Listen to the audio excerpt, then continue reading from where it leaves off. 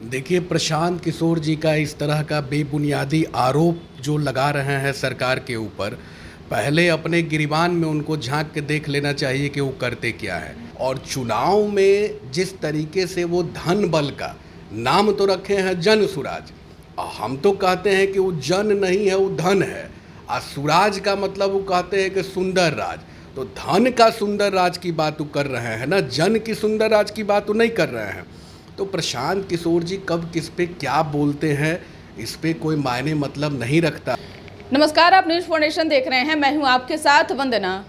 बिहार में दो ही लोग सरकार चला रहे हैं। जी हां, एक बालू माफिया और एक शराब माफिया। यह किसी और का नहीं कहना है बल्कि प्रशांत किशोर का, जो चुनावी रणनीति सलाहकार माने जाते हैं। यही नहीं, कई लोग तो उन पर यह भी आरोप लगाया कि वह एक बिजनेसमैन है। हालांकि जिस तरह से जनसुराज को वो विस्तार करने में लगे हुए हैं, लंबी यात्रा पर हैं, ऐसे में अब देखने वाली विषय होगी कि आगे भविष्य क्या होगा प्रशांत किशोर का। हालांकि अभी हमारे साथ बात करने के लिए हैं दिवंगत केदारनाथ पांडे के सुपुत्र आनंद पुष्कर जी, जिन्होंने सारण शिक्षक निर्वाचन क्षेत्र से चुनाव प्रत्याशी के तौर पर चुनाव लड़े। हालांकि सफलता नहीं मिली, लेकिन इन्हीं से जानते हैं प्रशांत किशोर जो आरोप लगा रहे हैं कि बिहार में दो ही लोग सरकार चला रहे हैं, कैसे देख रहे हैं? देखिए, प्रशांत किशोर जी का इस तरह का बेबुनियादी आरोप जो लगा रहे हैं सरकार के ऊपर, पहले अपने गिरबान में उनको झांक के देख लेना चाहिए कि वो करते क्या है। हमने तो देखा है कि गांधी की तस्वीर अपने बैनर में लगाते हैं और गांधी के सिद्धांत को वो आदमी मानता तक नहीं है। गांधी जी क्या थे, उनके सिद्धांत क्या थे, उनके विचार क्या थे, किस तरह से सत्य और निष्ठा और अहिंसा के पुजारी हुआ करते थे। तो जो इंसान इतना बड़ा ब्लफ करता हो, आज घूम रहे हैं हर जगह, वो जा रहे हैं, देख रहे हैं। आप कुछ दिन पहले आपने पढ़ा होगा, जो उनके पार्टी के ही लोगों ने कहा था कि हमारे पास 12 IAS IPS लोगों ने शामिल हुआ, लेकिन उसमें हमारे मोहम्मद रहमान मोमीन साहब ने कहा, जो रिटायर्ड IAS है, उन्होंने कहा कि मैंने तो कोई जनसुराज शामिल हुआ नहीं, मैं तो कोई जनसुराज में शामिल हुआ भी नहीं हूँ। तो इस तरह की गलत नीति की बात करने वाले, गलत पॉलिसी की बात करने वाले, आप ज़रा देख लीजिए कि प्रशांत किशोर जी का ही एक बेहद करीबी हुआ करते थे जो बंगाल के शिक्षा मंत्री हैं, कितने बड़े आरोप उनके ऊपर लगे। तो प्रशांत किशोर जी का जो उम्मीदवार का चयन भी होता है वह भी बहुत गलत तरीके से होता है। और चुनाव में जिस तरीके से वो धन बल का नाम तो रखे हैं जन सुराज, और हम तो कहते हैं कि वो जन नहीं है, वो धन है। और सुराज का मतलब वो कहते हैं कि सुंदर राज। तो धन का सुंदर राज की बात वो कर रहे हैं ना, जन की सुंदर राज की बात वो नहीं कर रहे हैं। तो प्रशांत किशोर जी कब किस पे क्या बोलते हैं, इस पे कोई मायने मतलब नहीं रखता है। आज आप देख लीजिए कि बिहार का विकास कितनी तेज़ गति से हो रही है। जब से बिहार के माननीय मुख्यमंत्री से नीतीश कुमार जी बने हैं, बिहार बहुत तेज़ी से तरक्की भी कर रहा है। आज आप देख लीजिए कि हर जगह पुल पुलिया का निर्माण हुआ है, हर जगह बिजली पहुंची है, हर वर्ग के लिए वो काम लगातार करते आ रहे हैं। और एक सुंदर राज माननीय मुख्यमंत्री नीतीश कुमार जी के नेतृत्व में आज यह सुंदर राज लोगों को दिया जा रहा है। और प्रशांत किशोर जी पद यात्रा कैसे कर रहे हैं, पद यात्रा कर रहे हैं। नीतीश कुमार जी ने इतना बेहतर रास्ता बना दिया, हर जगह बिजली की व्यवस्था माननीय मुख्यमंत्री नीतीश कुमार ने कर दिया। तो आज वो जहाँ जाते हैं उसी सुंदर सड़क पे चल के जा रहे हैं ना। और जहाँ जा रहे हैं, जहाँ तंबू गाड़ते हैं, वहाँ 50 डिग्री सेल्सियस की गर्मी होती है और वहाँ तंबू में उनका AC चलता है। तो मुख्यमंत्री नीतीश कुमार जी की पहुँचाई हुई बिजली का ही गलत तरीके से दुरुपयोग करके वो AC भी चलाते हैं और लाइट भी जलाते हैं।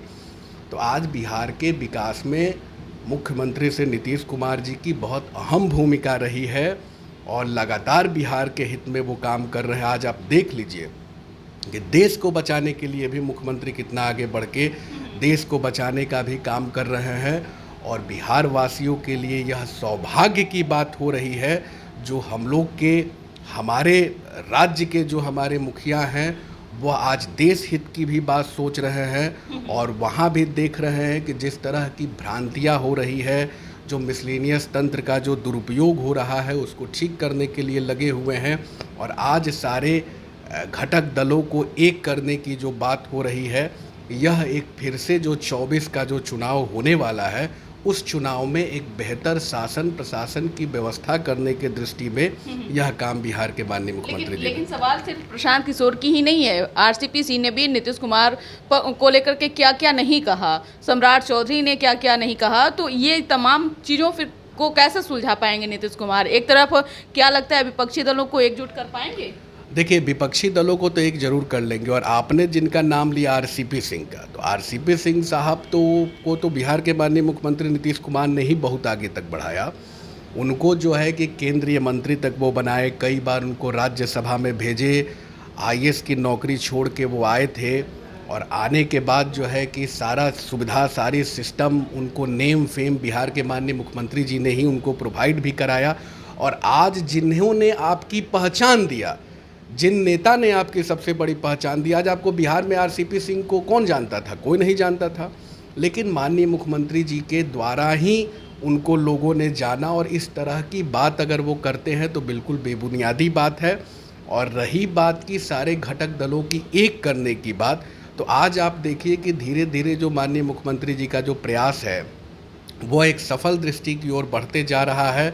हर जगह लोग एक मंच पे आ रहे हैं, एक प्लेटफॉर्म पे आ रहे हैं। आप दिल्ली की यात्रा देखे होइएगा, कर्नाटक की यात्रा देखे होइएगा, लखनऊ की यात्रा उनकी देखे होइएगा। विपक्ष कह रहा है कि उससे कुछ फायदा होगा नहीं, क्योंकि नीतीश कुमार के पास जो है संख्या बल बहुत कम है, अन्य लोगों के पास में बहुत ज़्यादा है, तो कैसे लोग स्वीकार करेंगे नीतीश कुमार? देखिए, विपक्ष का काम है कहना। विपक्ष तो अपना कुछ का कुछ बात करेगा, लेकिन देश लेवल पे इतनी बड़ी व्यवस्था में वो काम कर रहे हैं। आज बिहार को जो उन्होंने कहाँ से कहाँ पहुँचा दिया, आज आप देख लीजिए। आज से 15, 20, 25 बरस पहले अगर हम लोग जाकर देखते हैं तो बिहार में सड़कें नहीं थी, सड़कों में केवल गड्ढा ही गड्ढा पड़ा हुआ था, बिजली नहीं थी, किसी वर्ग का विकास नहीं हो रहा था। आज देखिए कितनी बड़ी बड़ी इमारतें बनी हुई है, युवाओं के लिए कितने सारे रोजगार आ गए हैं, हर चीज़ में सुधार होते जा रहा है। तो बिहार जो एक सबसे पिछड़ा राज्य हुआ करता था, उसके लिए माननीय मुख्यमंत्री नीतीश कुमार ने के प्रयास से ही आज इतना सारी चीज़ें की सुधार हुई है। और आगे भी देश लेवल पे बहुत सारा सुधार होगा, यह पूर्ण विश्वास है, युवाओं को भी पूर्ण विश्वास है। और हम लोग तो मांग कर रहे हैं कि बिहार को स्पेशल स्टेटस का दर्जा मिलना चाहिए।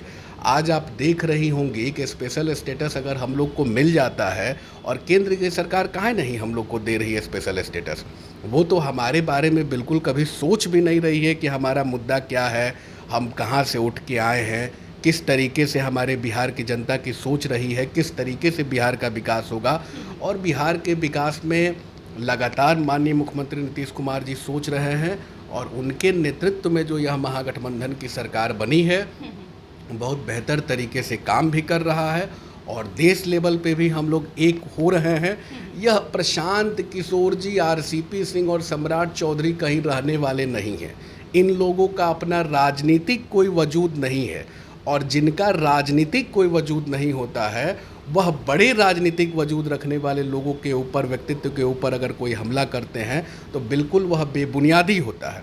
हम लोग तो सब लोग देख रहे हैं कि प्रशांत किशोर ने क्या किया।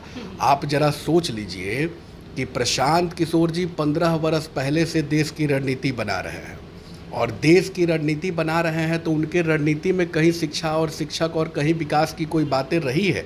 वो अपने हर चुनावी मुद्दे में बस एक ही बात लेके आते हैं, लोगों की बात बोलते हैं, लेकिन उनकी कहीं कोई स्ट्रैटेजी होती नहीं है कि राज्य का विकास कैसे होगा, शिक्षा स्वास्थ्य का विकास कैसे होगा। कोई प्लानिंग नहीं रहती है, धन के बल पे चुनाव लड़ते हैं। तो इस तरह के लोगों की पहचान जनता भली भांति कर चुकी है, और उनका पोल बिल्कुल बिहार में खुल चुका है, यह हम सबों ने देख लिया है। इसलिए आगामी वर्ष जो है वह महागठबंधन की सरकार का ही वर्ष है, और जिस तरीके से हमारे माननीय मुख्यमंत्री नीतीश कुमार जी काम कर रहे हैं, बिल्कुल बिहार को और सुंदर राज मिलेगा। इसके लिए हम लोग बिल्कुल निश्चिंत हैं। बहुत बहुत शुक्रिया बात करने के लिए। तो आप सुन रहे थे क्या कुछ कहना था सारण हिमाचल क्षेत्र से प्रत्याशी रहे आनंद पुष्कर का, जिन्होंने कई सवालों का जवाब दिया है। आप क्या सोचते हैं, अपना ओपिनियन जरूर कमेंट बॉक्स में दीजिएगा। इस पर बस इतना ही। बने रहिए न्यूज़ फाउंडेशन के साथ। धन्यवाद।